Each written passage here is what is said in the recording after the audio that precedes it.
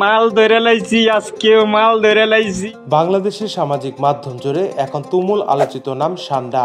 মরুভূমির এই টিকটিকি জাতীয় প্রাণীটিকে ঘিরে তৈরি হয়েছে হাসির মিম, বিতর্ক, এমনকি ভুল ধারণাও। মধ্যপ্রাচ্যে কর্মরত বাংলাদেশিরা সান্ডা শিকারের ভিডিও পোস্ট করে ট্রল করেছেন। ক্যাপশনে লিখছেন, সান্ডা না ধরলে চাকরি চলে যাবে, বা কফিল ভাইয়ের হুমকি, সান্ডা না পেলে ভিসা বাতিল। মূলত প্রবাস জীবনের চাপ ও হতাশাকে মজার ছলে উপস্থাপন করাই এগুলোর উদ্দেশ্য। কিছু ক্ষেত্রে লুকিয়ে আছে ভিউ বাণিজ্য। কিন্তু এখানেই থেমে নেই আলোচনা। কিছু মানুষের মধ্যে একটি ধারণা প্রচলিত যে সান্ডার তেল যৌনশক্তি বৃদ্ধি করে, যদিও বিজ্ঞানীরা এই দাবিকে ভিত্তিহীন ও বিপজ্জনক বলে প্রত্যাখ্যান করেছেন।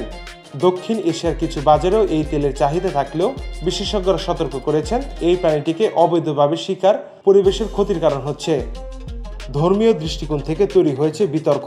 ইসলামিক স্কলারদের মতে হানাফি মাযহাবে সান্ডা খাওয়া হারাম, তবে অন্য মাযহাবে এটিকে অপছন্দনীয় মাকরুহ বলা হয়েছে। অনেক আলেম এই ব্যাপারে সচেতনতা বাড়ানোর পরামর্শ দিয়েছেন। সামাজিক মাধ্যম ব্যবহারকারীদের একাংশ এই ট্রেন্ডকে প্রবাসীদের মর্যাদাহানি বলে সমালোচনা করলেও অনেকেই এটিকে শুধু মজা হিসেবে দেখছেন।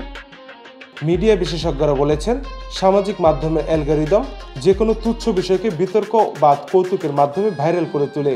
সান্ডার প্রসঙ্গে এর প্রমাণ মিলছে।